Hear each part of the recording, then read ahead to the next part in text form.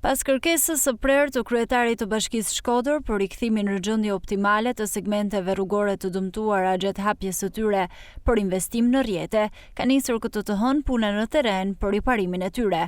Dëmtimet janë shkaktuar gjatë ndërhyrjes së ndërmarrjes së ujësiasit dhe të operatorit të shpërndarjes së energjisë elektrike në Shkodër, teksa janë hapur rrugë për realizimin e investimeve në rrjetin elektrik dhe infrastrukturën përkatëse. Shefi i Degës Teknike pranë OSHE në Shkodër, Gjon Bala, bëri të ditur se procesi i riparimit ka nisur këtë të hënë dhe do të përmbyllet brenda 3 ditësh në të gjitha segmentet ku gjatë hapjes për investime janë shkaktuar dëmtime nga OSHE.